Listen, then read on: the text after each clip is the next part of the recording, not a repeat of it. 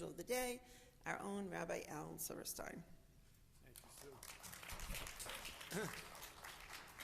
Susan, thank you very much. Great to see so many friends this evening, and for those who are on Zoom, it's great to see you virtually. So, there are a lot of issues to be addressed, and I'm going to address some of them tonight. Hopefully, it'll be helpful to try to piece together what is a dizzying array of issues. I mean, Lisa is here from Israel, so we have firsthand accounts. Let me start with something I think is not sufficiently mentioned anywhere, at least that I've been able to find, and that is, whereas we in America deal with, bitter partisan battles between the Republicans and Democrats from a civic point of view, the Middle East is a religious point of view. And by that I mean that Hamas, and I would claim the Palestinian Authority as well, operate in a system of Islamic beliefs that very much drive the entire agenda. The belief of Islam, now, Islam is a big religion. There are 1.5 billion Muslims. That's not a small number. And there's a certain amount of diversity. But in general, and you can read about this if you want to follow it up, the great scholar about this was Bernard Lewis. So he wrote a lot about this, quite a few books on the subject. Here's the deal. Islam classically believes that the world is divided into two parts. One part is Dar al-Islam, which I'll define in a second, and the other is Dar al-Harb. Dar al-Islam is the part of the world following the death of Muhammad where his deputies, the caliphs, conquered the entire Middle Eastern area. That's the Arabian area, North Africa, all those areas. From the time of that conquest, forever, according to Islam, that area, that entire area, every square grain of sand, inch of that area, must remain under the sovereignty of Islam. And people who aren't Muslims can live there if they accept a secondary status called dhimmi, D-H-I-M-M-I. It's a servile status. You can't be on a horse if a Muslim comes by, because you'll be higher up than a Muslim. You can't build a building that's higher than a Muslim building. Synagogues are, off alleyways and very suppressed in terms of their appearance and the like. And you have to pay, as a community, you had to pay a head tax called a haraj for every Jew who lives in a certain village, town, etc., in a subservient fashion to the head of the Muslim community. You had to pay a land tax, a haraj. The bottom line is, you can live there if you accept a secondary status. Certainly not citizens, certainly not equal opportunities. Now, if you do that, you can be a protected people. It's okay to be there if you're willing to do that. If you're not willing to do that, then you become infidel. Infidel are people whom you have to suppress in jihad, in holy war. And particularly if the infidel try to assume some element of sovereignty anywhere in all of Dar al-Islam. So if it's Christians in Lebanon, and so there were 15, 20 years of violent civil war there until the Muslims really took over. If it's people like it's okay. If it's people like the Kurds are 25 million people who are very much capable of governing themselves, of handling their own affairs, but nobody talks about sovereignty for the Kurds, because to do that would be to grant sovereignty to people who are not Orthodox Muslims, and so there would be jihad. So the first thing to keep in mind is, from the second, May 14th, 1948, that Israel became a sovereign non-Muslim, a sovereign Jewish state, doesn't matter what the borders are. Anytime you have a sovereignty, it's been important for the Muslim world to fight to eradicate that sovereignty. Now, what that has meant is every step of the way, 1948, 6 Arab armies invaded, and Benny Morris is the great historian about this. There's a book of his called 1948. The goal of the invasion of the 6 armies was very clear. It was jihad, wipe out all the Jews and the Jewish state. They failed, thank God. And so from 1950 until 1956, they tried a different way of undermining, wiping out the state, and this was called Fedayeen. Anybody know what Fedayeen are? What are Fedayeen, Hank?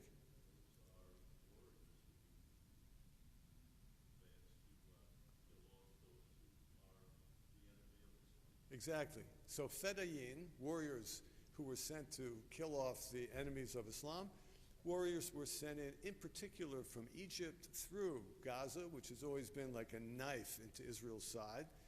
And they tried that approach, and that failed. So in 1956, they tried the approach of choking off Israel's economy by closing the Suez Canal. Israel, along with France and England, responded militarily and opened it up. And then the U.S. forced a ceasefire, a familiar pattern. And after that was forced, the UN troops were sent there as peacekeepers, which means they were there doing nothing but waiting until they left. And that was continued until 1967, when Nasser, who was the head of Egypt at the time, told the UN troops to leave, and he, along with Syria, mounted hundreds of thousands of military personnel on the borders with Israel, closed the Straits of Tiran, and prepared for a war to push the Jews into the sea, a war of annihilation. Thank God they failed. So after the Six-Day War, Israel offered to negotiate, have peace, trade land for peace, and the answer was no negotiations, no recognition, no peace. Okay. Then you entered 1970 to 73, where you had the war of attrition, where you shot missiles and rockets at Israel day after day after day, until the 73 Yom Kippur War. Now, I'm not going to give you every single one. My point is, we should keep in mind the situation today is part of that. Namely, there is a relentless, and they feel time is on their side. We will just keep this up. As Hamas has said very openly, we are not embarrassed by October the 7th. We plan to do it a second time, and a third time, and a fourth time, until we wipe out all the people who live in Israel and the state of Israel. That's their stated position. The only difference next time, they say, is we won't only do it from the south, we'll also do it into the Galilee with Hezbollah, who's building tunnels as well. So the first thing to keep in mind as we talk about the issues is there is a religious component, and the religious component means that it's not so simple to simply proclaim a Palestinian independent state will end the entire conflict. A Palestinian independent state will create a Palestinian independent state, but the conflict remains. So now the second thing is this particular time, and as I say, I could give you, if I had the time, I'd give you all the various attempts to wipe out Israel until this October the 7th was a little bit different. The intent of October the 7th was a conscious attempt to foment an Israeli ground invasion into Gaza. In other words, the goal was to make the violence against Jews, the beheading of babies, the dismembering of body parts, the mass rape of women, the tying people up and burning them alive. And this was by design. This was the game plan. The idea was to make the attack so heinous that it would guarantee that Israel would have a land invasion, a ground invasion.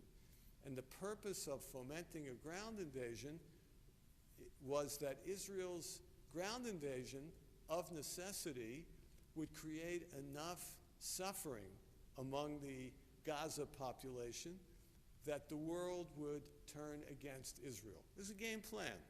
I mean, these people are evil, but they're not stupid, and they have a game plan. So that was step two, is October 7th did exactly that. No country in the world would possibly, after such an assault, after such vile Nazi-like behavior, no country in the world would refrain from responding, and no country in the world would refrain from seeking regime change. In other words, World War II, the U.S. sought not to defeat Germany in battle, but regime change.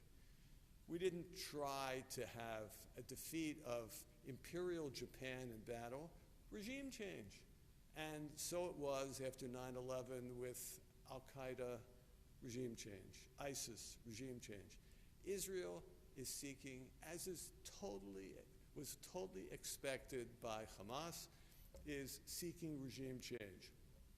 Now, the next step in the process is the role of the media. The media are a big problem.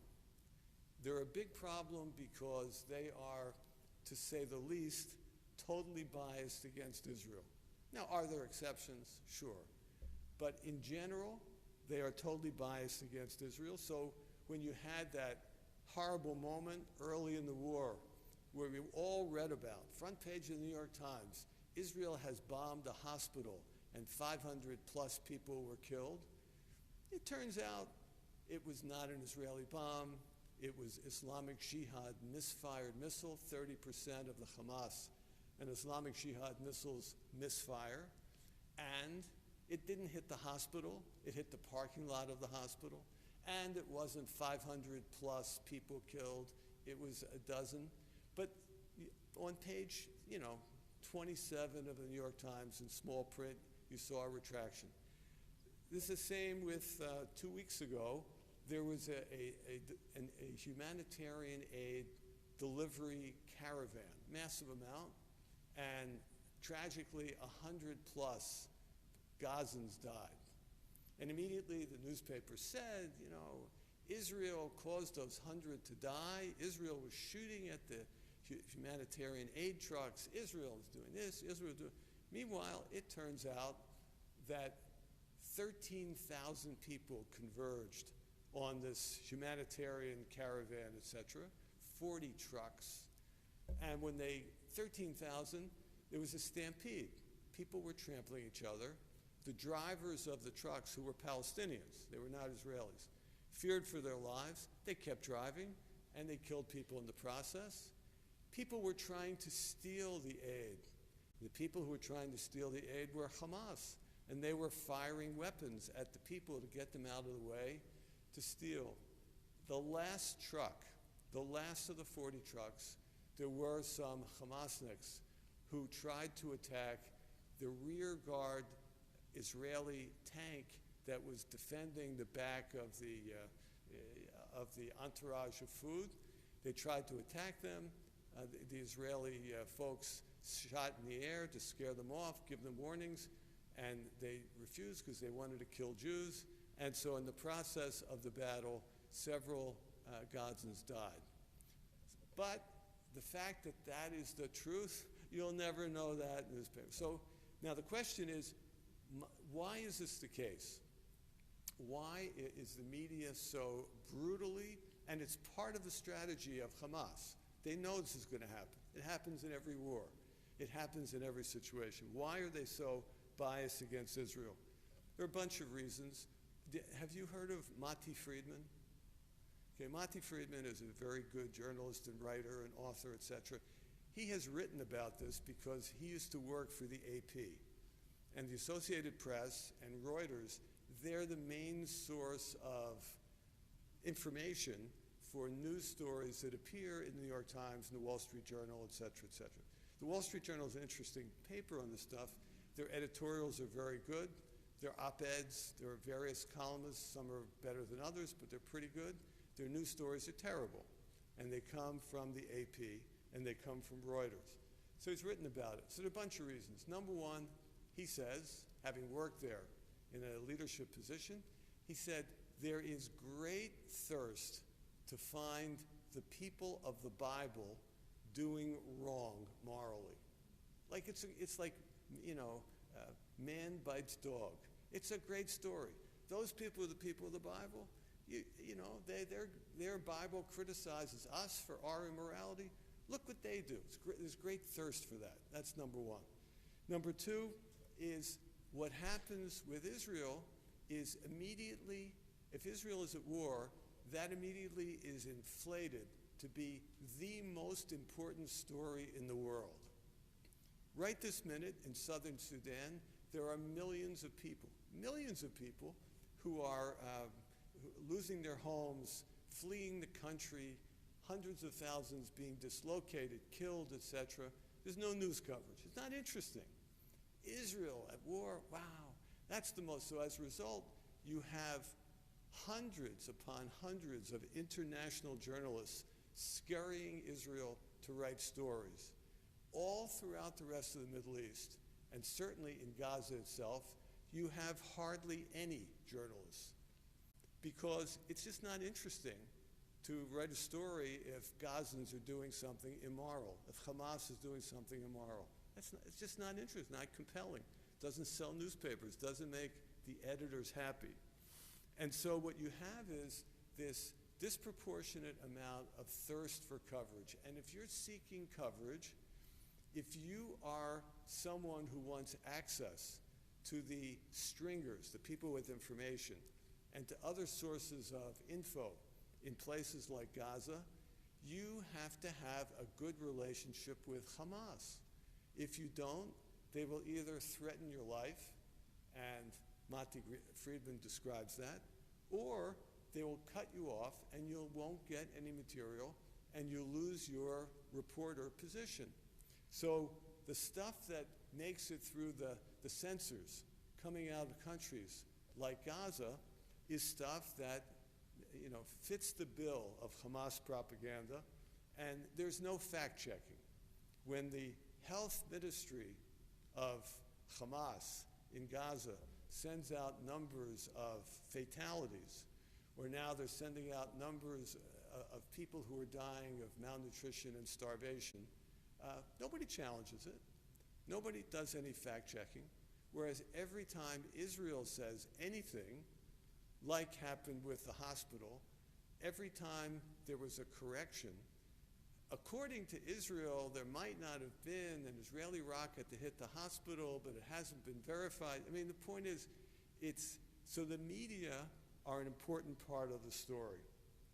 Step 4 is what we in the trade of people writing about this stuff call the blood libel.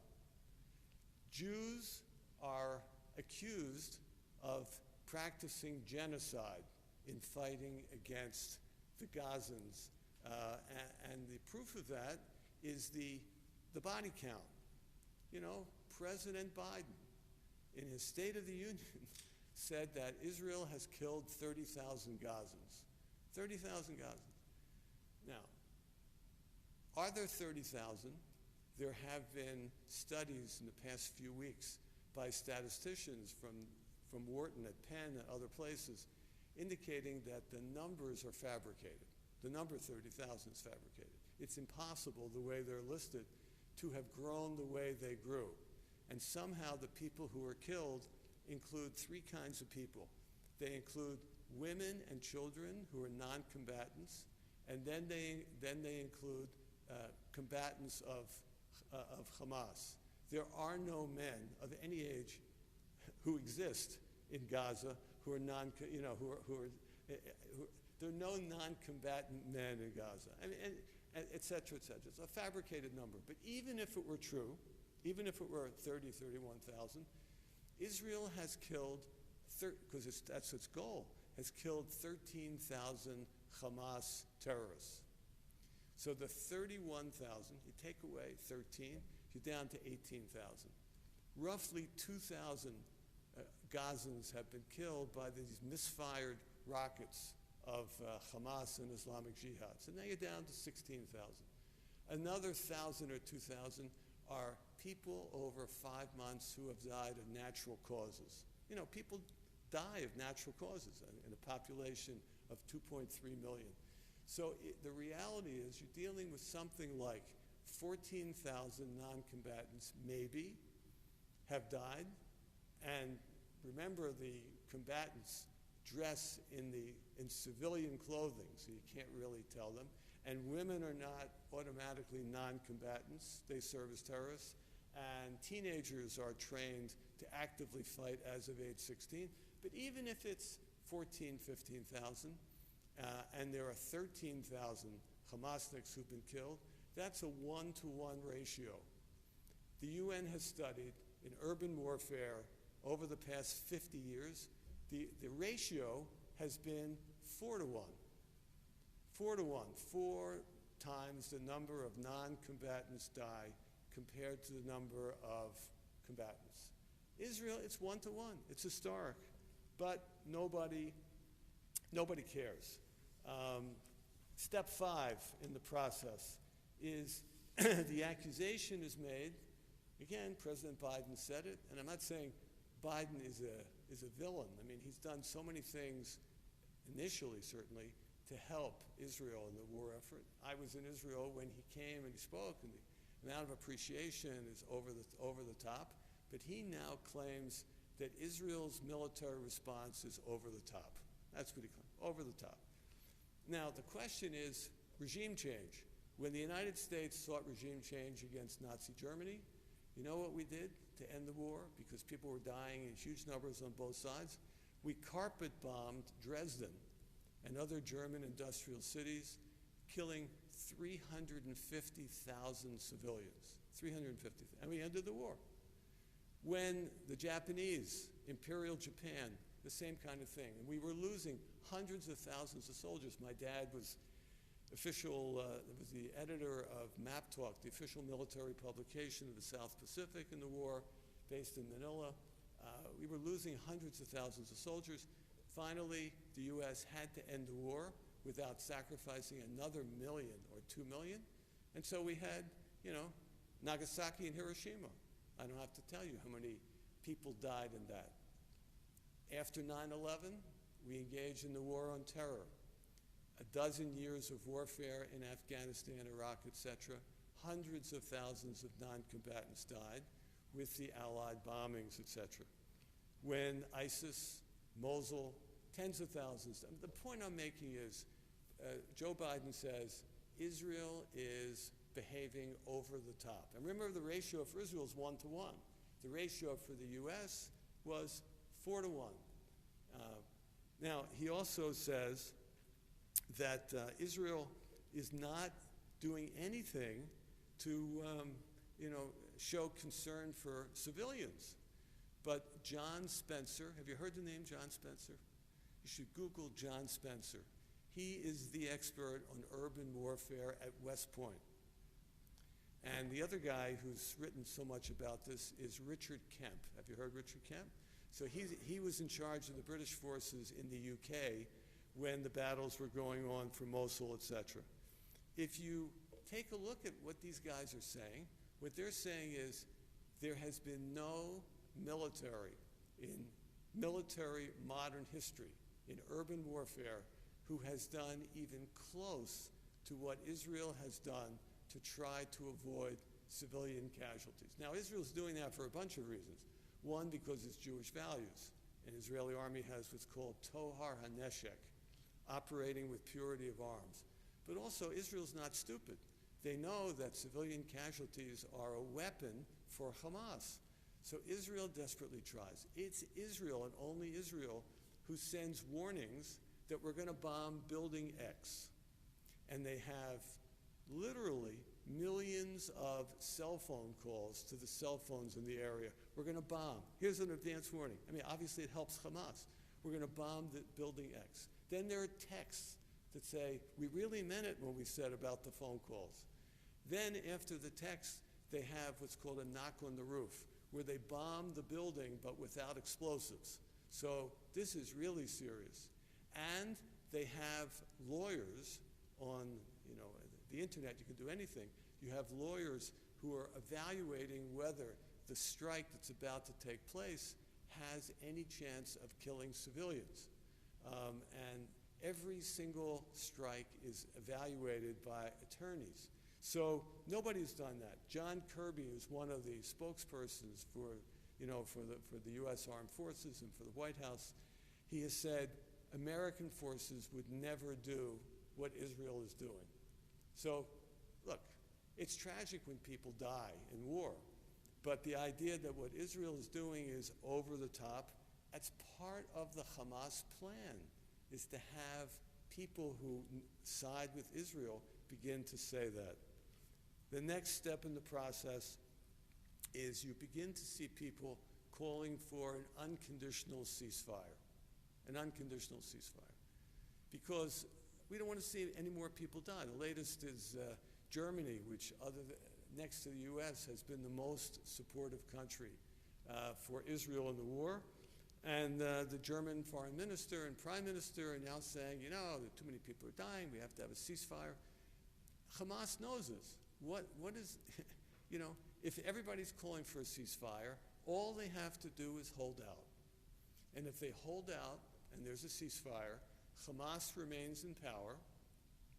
They will receive massive amounts of humanitarian aid, which Hamas then steals.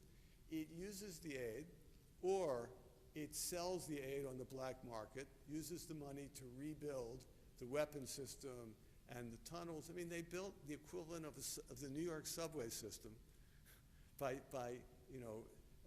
looting the humanitarian aid, the billions that have come to Gaza over the past bunch of years.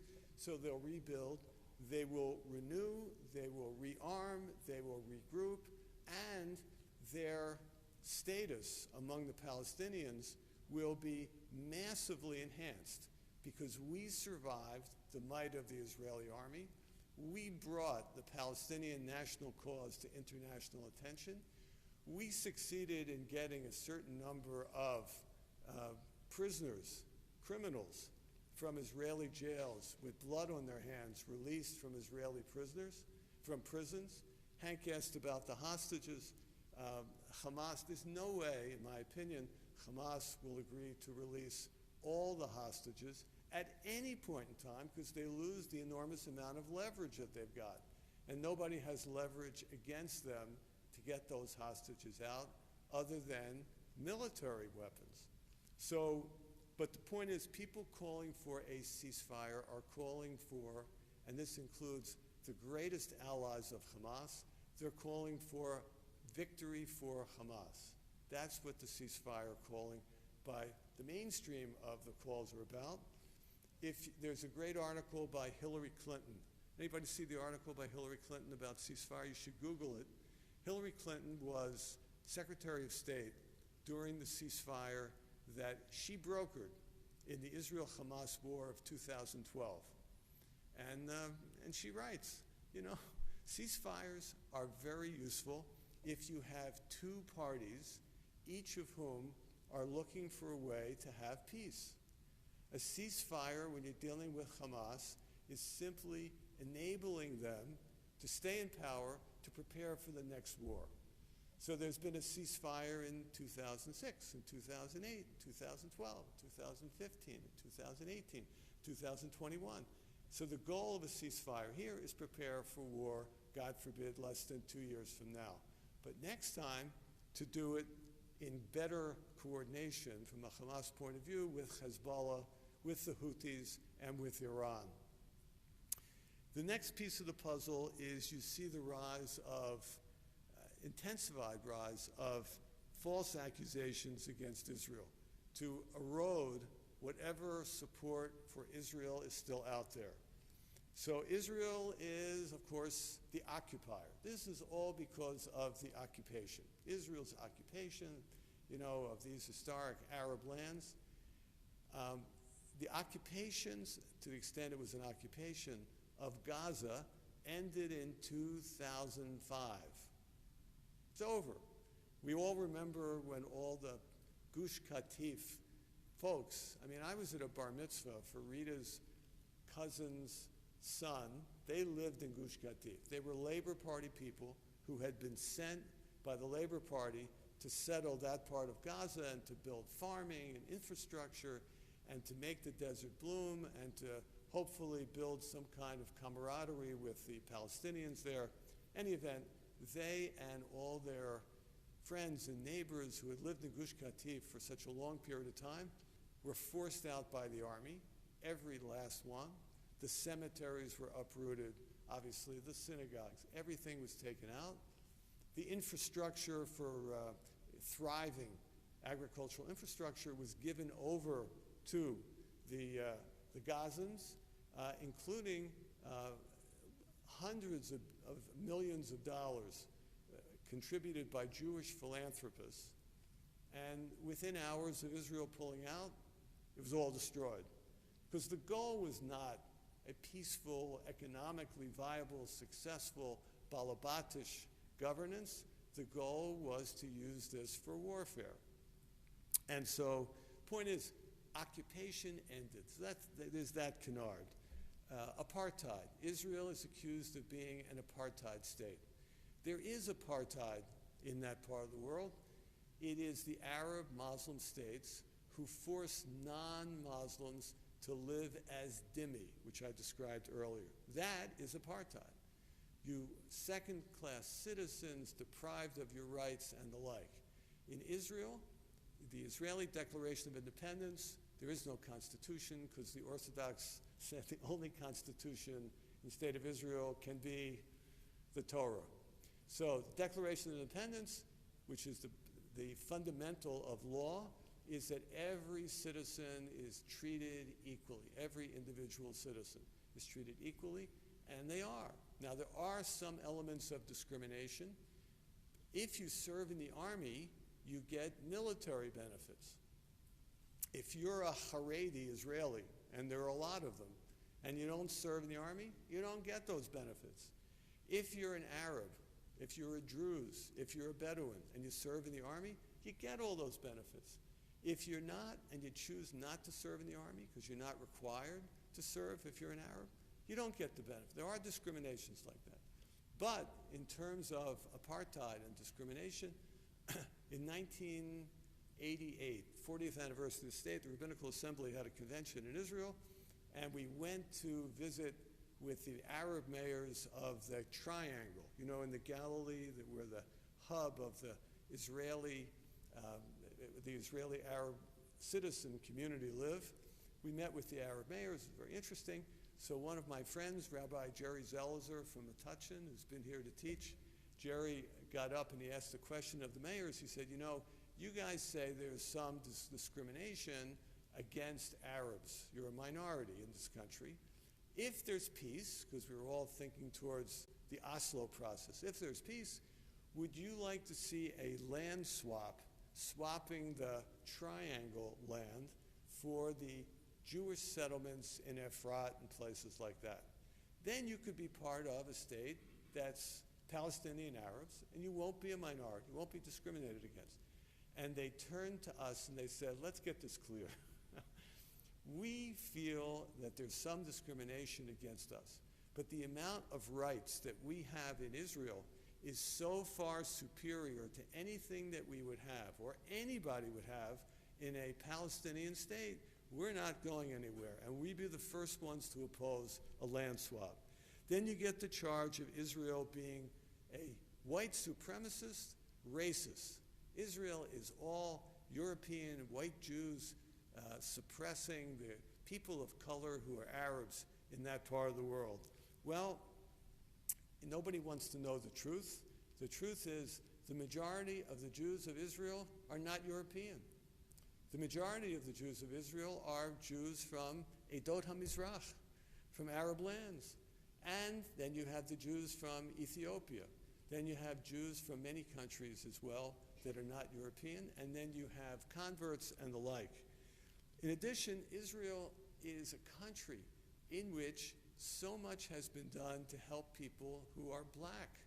Israel has a program called Mashav from the Foreign Ministry, which was set up by Golda Meir based on Theodor Herzl, who said, once we get a Jewish state, the next thing we're going to do is help the emerging black African nations, because they are people to whom we can relate. We were slaves in ancient times. Mashav was set up to take the technology of maximizing crop yield, of maximizing the use of water, of all kinds of technological systems for medical improvements and the like, and train technicians from third world black African countries. And over the years, Israel has trained tens upon tens of thousands of those folks who go back and improve the lives of their people. I mean, Judy and John Craig had this wonderful program, foundation called Eliminate Poverty Now. When they set it up, I put them in contact with Mashav so that they could work, and they have worked with Mashav in their work in Niger, in Kenya, and other places. In addition, we all remember when Israel and world Jewry, the only time in world history where huge amounts of money were gathered for an airlift of imperiled black Africans, Ethiopian Jews, to have their lives saved and brought out into freedom. And then Israel is accused of colonialism, the idea that Israel was the British Empire imposing itself in the Middle East through the creation of the State of Israel. Well, with all due respect to that accusation, the British in World War II wanted Arab oil, and they sided totally with the Arabs. They cut off Jewish immigration, and they encouraged Arab immigration. As the war ended and the British were going to pull out, they had an embargo against arms for the Jews, and they provided arms for the British. There's no way that the Jews who established the State of Israel saw themselves as representing the Brits. And now you have the new thing to intensify the accusations of over-the-top, genocide. Jews are killing everybody, indiscriminate killing, vast numbers of deaths, etc. The new thing is that Israel is engaging in a war of starvation.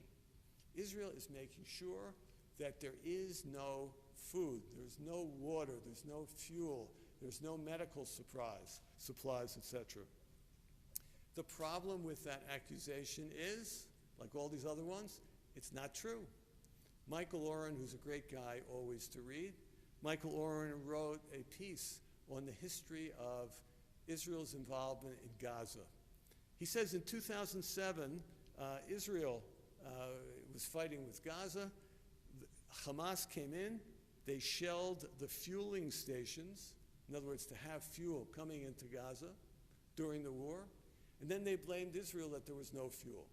Okay, 2007. 2009, Hamas seized the shipments of flour for bakeries, for food, etc., from relief trucks, sold them for a profit, and then they accused Israel of creating a humanitarian crisis.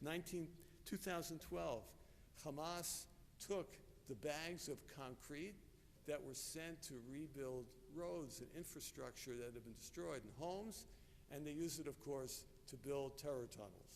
So, Oren says what he learned from all this is, quote, Hamas wants the Gazans to suffer. It's a war strategy. Hamas seeks to create a humanitarian crisis which it can then blame on Israel. So when humanitarian aid is sent into Gaza right now, and massive amounts are being sent in, you know what? It's stolen by Hamas. And Israel gets blamed that the people in need are not getting it. Egypt, according to international treaty, is obligated to allow refugees from a war to come across the border into Egypt, which would mean into the Sinai, and to have temporary shelter until the war ends. But they've closed their border because Hamas and these Gazans, who everybody says, oh, the general population is not Hamas, Egypt knows many of the people in the general population are affiliated with Hamas, which is the Muslim Brotherhood, which is the people who would undermine the current government in Egypt, and therefore they keep them out. And so Israel gets blamed for that. And then finally, with all of this, there is part of the deal.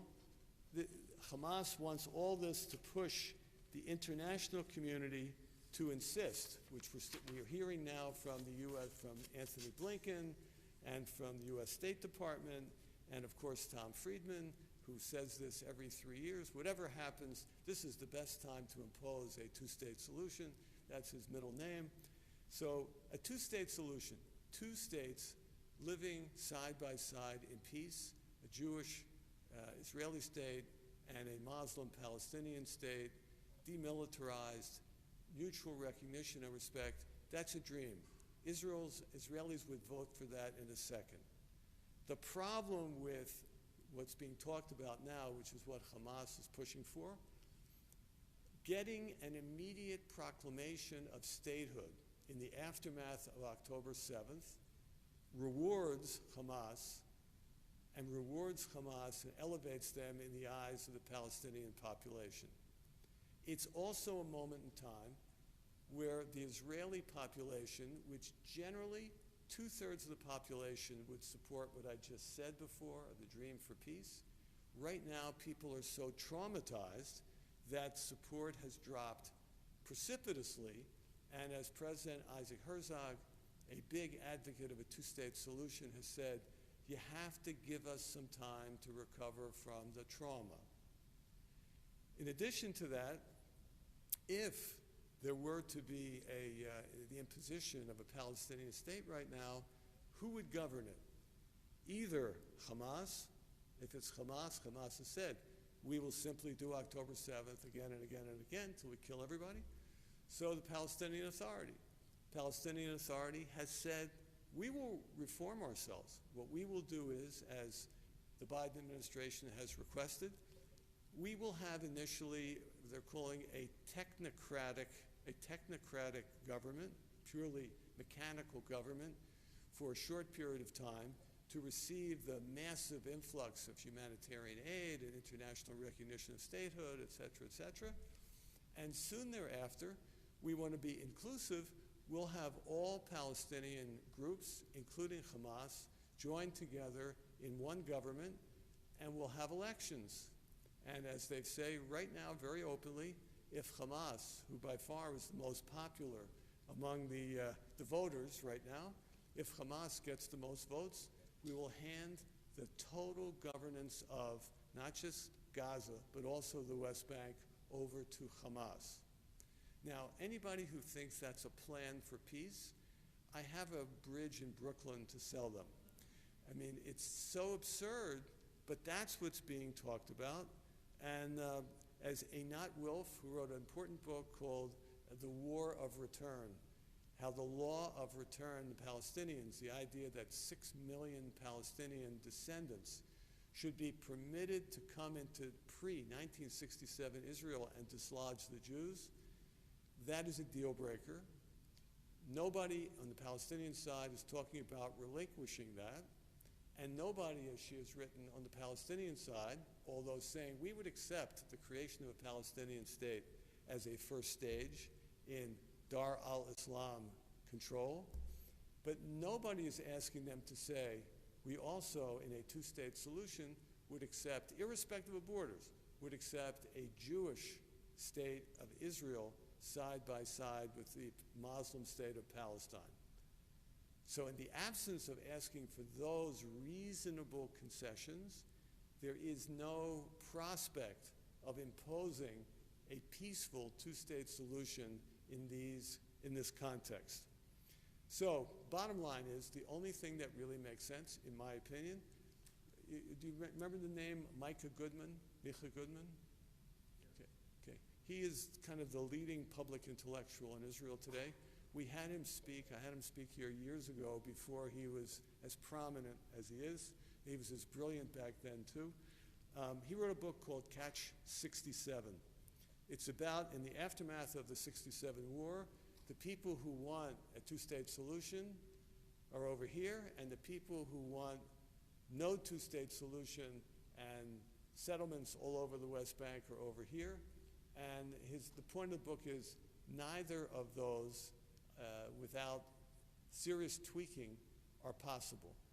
And so what he advocates, which I think is the only thing that's sensible, is for people to cool their jets, hold their horses, and on the assumption, God willing, that Hamas can be dislodged from power, do what he said, shrink the conflict.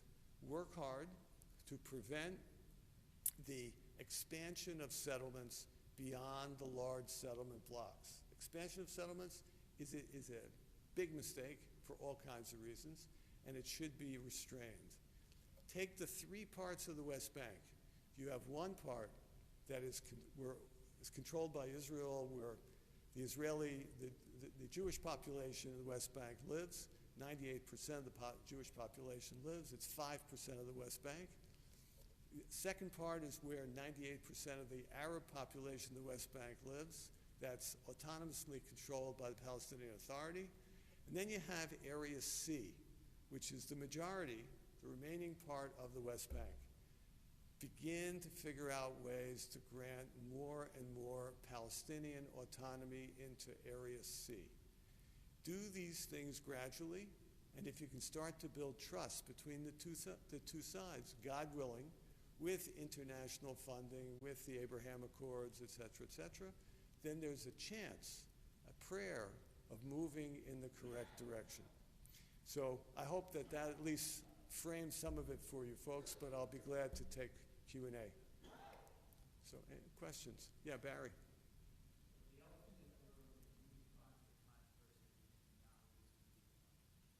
Between Netanyahu and Biden. Okay. And Schumer, yeah. Okay. Look, I think I'll have to send you a copy of, maybe I did send you a copy. I wrote a piece about, Biden is doing what presidential candidates do. And that is, if you're behind in the polls, you want to figure out where it is that you're going to shore up your base and increase the support among shaky parts of your base. So he and his advisors, certainly Kamala Harris, but also Senator Coons, who's his campaign chair, and others, they've determined that you have to craft a message that on the one hand continues to send weapons to Israel, because we need Israel to defeat Hamas. But on the other hand, is openly critical of Israel's, the treatment of the way it's operating in the war, and hopefully this will tone down the opposition we're getting within our own ranks from, the progressive side of the party, from Muslims, from Dearborn, Michigan, et cetera, et cetera. My own personal view, and I'll send you the data on this, is an important organization called the Democratic Majority for Israel, Mark Mellman. And Mellman's data indicates that it isn't true that all Democrats side with Hamas in the conflict. It's just not true. There are people who do.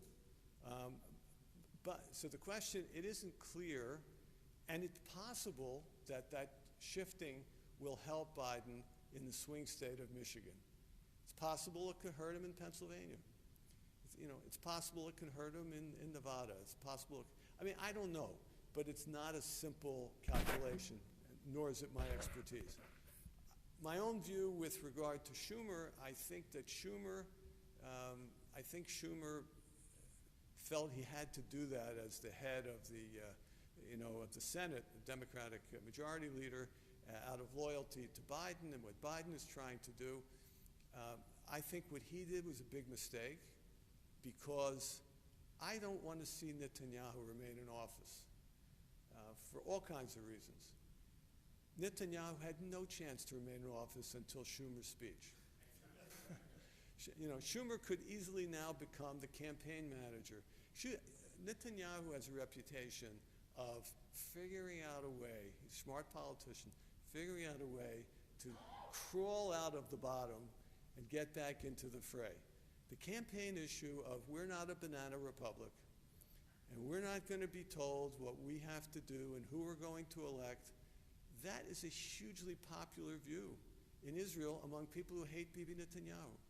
So I think what Schumer did, and if you read the speech, there's a lot of stuff in what he says in there that's good. But that was just a terrible mistake, unless your goal is to, and now it's possible that was his goal, because he's a smart guy.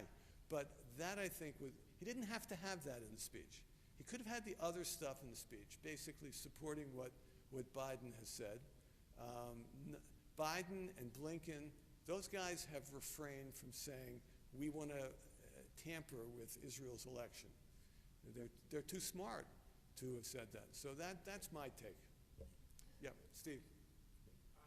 Tom Moran of the Star Ledger. Yes. The editorial director. He had a very upsetting piece in Sunday's paper.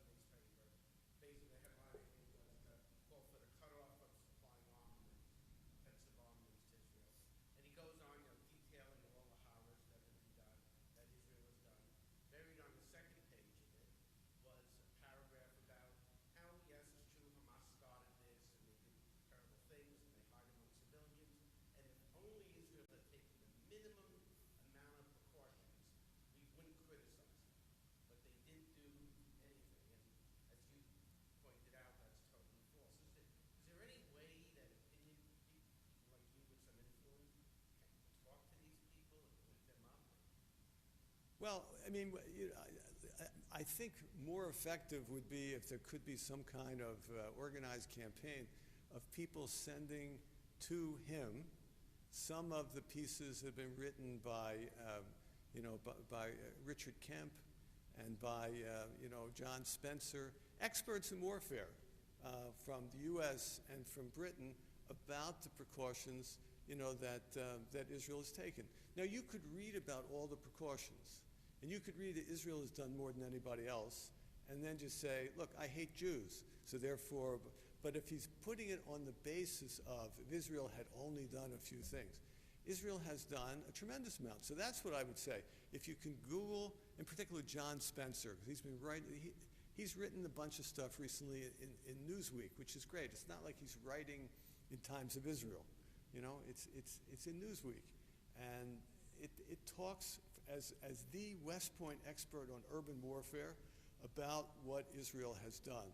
I think if there were a kind of an organized effort to send that stuff on to him, with the assumption that, you're a well-intended guy, you want to see the facts, this is what the facts are, we'd appreciate if you could take that into consideration. I think that's the way to go. So, yes, Iris.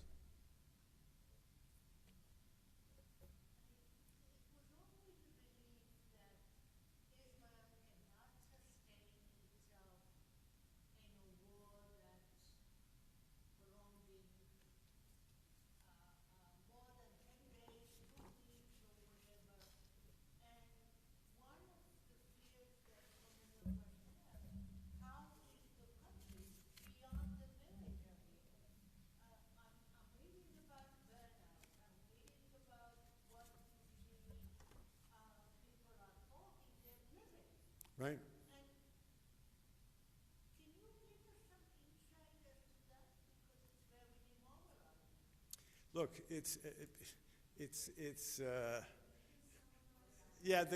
the question is that in addition to the military, the price that society is paying, the economy, the morale, the schools, by having an extended war, which Israel's never had an extended war, is something that has to be dealt with.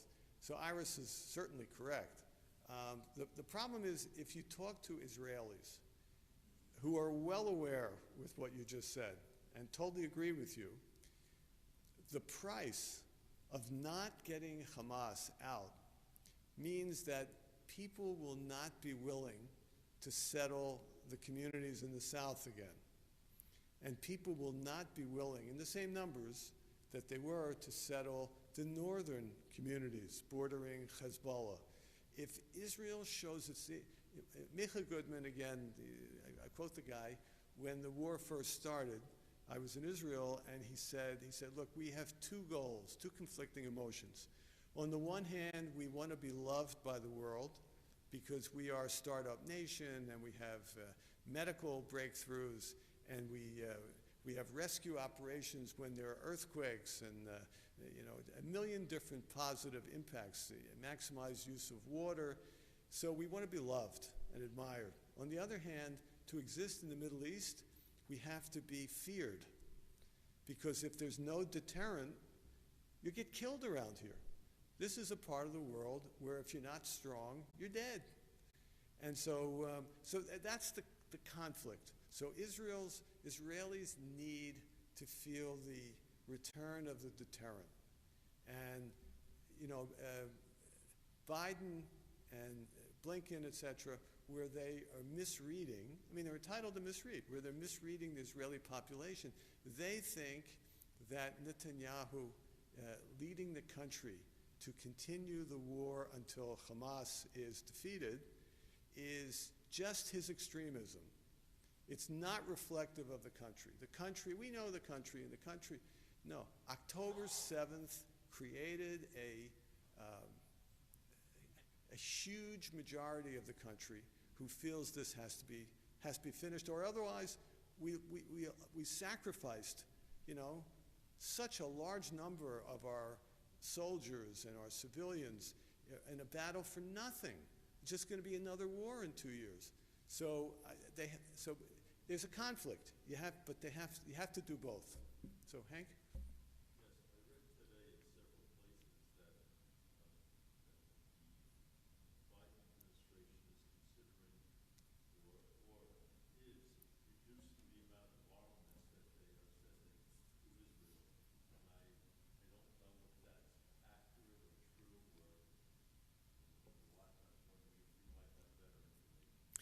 There have been rumors to that effect. The Biden administration denies that it's true. My own particular bias is, especially with Israel, leaks get through very easily. Personally, I hope, if that were true, it would have leaked. It hasn't leaked. It's just a speculation. And I also think Biden is trying to retain the Jewish vote while picking up the progressive vote. And so I think he wants to try to, as Barry said, he wants to, do both at the same time. That's the election strategy. So I would be surprised, I'd be disappointed, I'd be surprised. So, Nancy?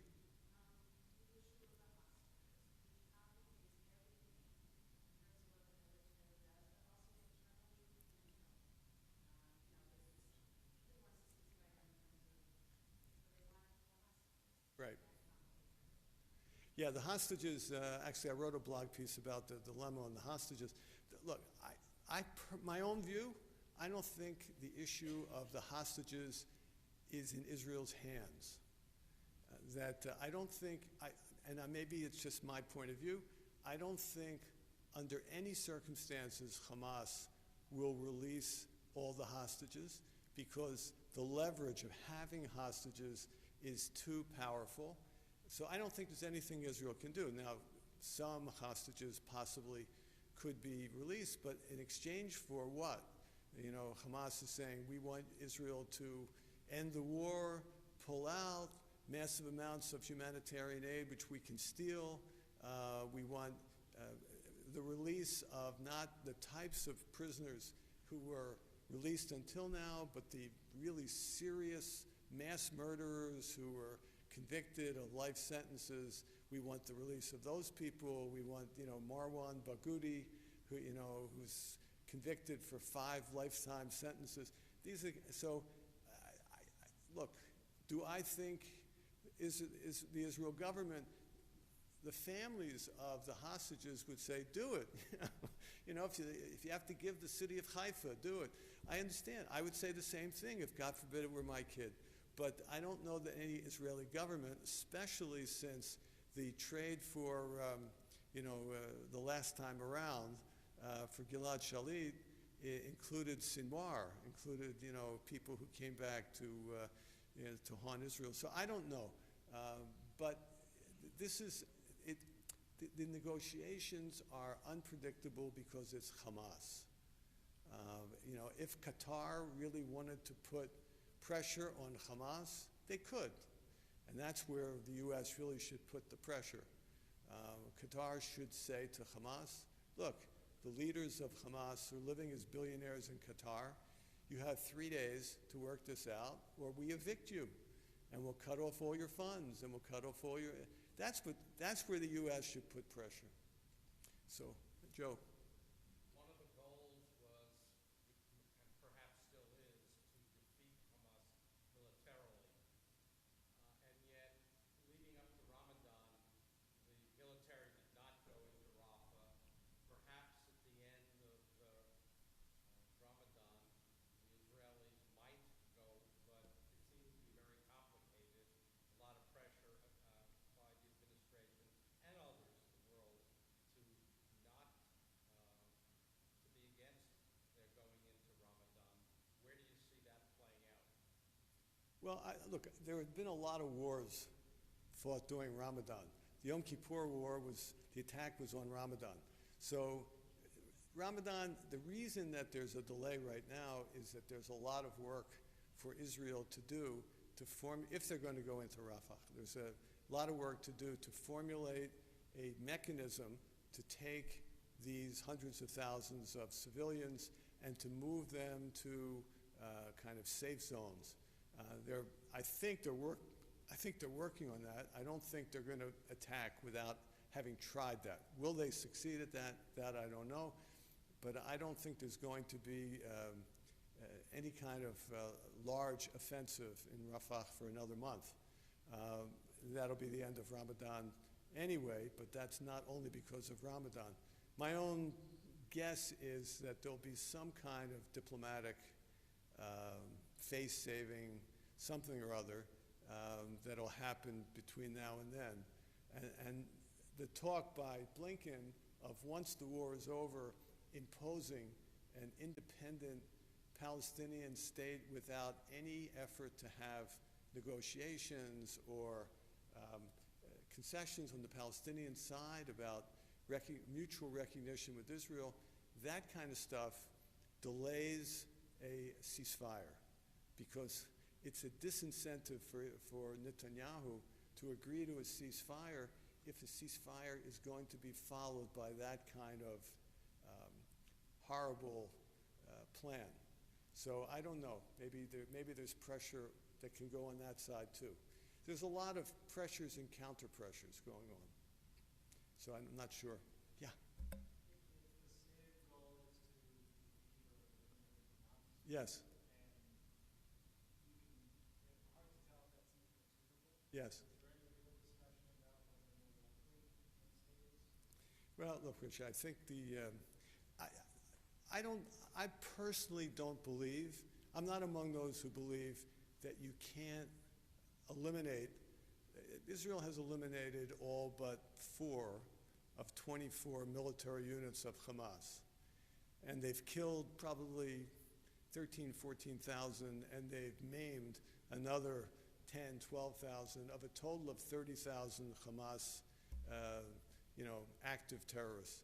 So I believe they can, shall we say, finish that part of the job. Will the idea of Hamas still be around? Sure. Will Hamas still be a factor? Absolutely.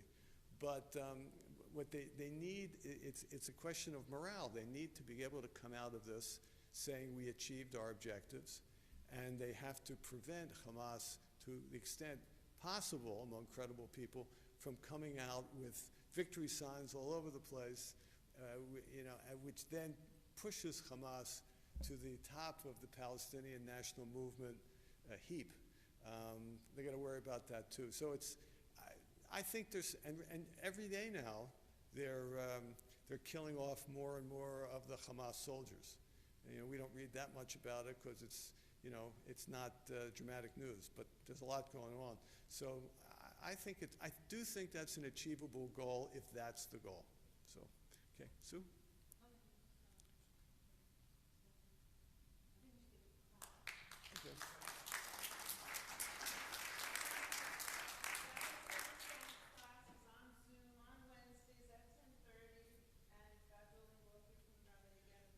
Yeah, I have a class, Case for Israel, which some of my students are here, on Wednesdays at 10:30. I have a class on Thursday at 9:30 on the ethics of warfare, and we're using a wonderful book by Rabbi Shlomo Brody, which is called, instead of the ethics of our fathers, Pirkei Avot, it's the ethics of our fighters. So if you want to, either of those, you can pay the tuition in stages. So Thank you so much, Rabbi Silverstein. It's always really so inspiring to hear you speak. You're so educated about everything that is going on right now, and it really helps us to understand what's happening. And I appreciate your blogs, and it's great to have them out there.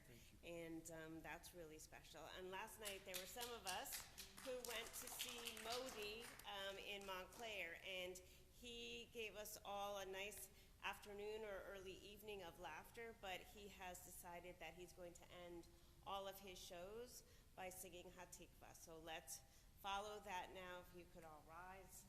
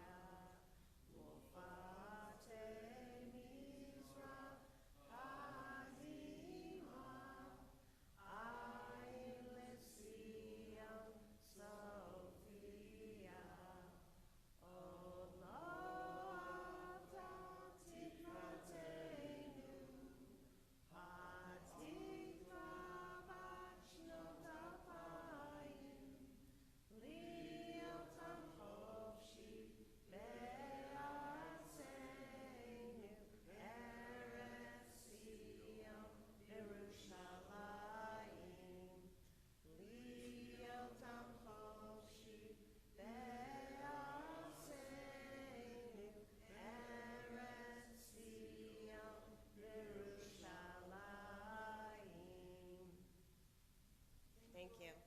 Thank you. Say hello to your family for me. I will. Thanks. Excellent job, as usual. Thank you, Rob. Thank you. pleasure. Have you come back again? Not losing mine. Did you meet Steve?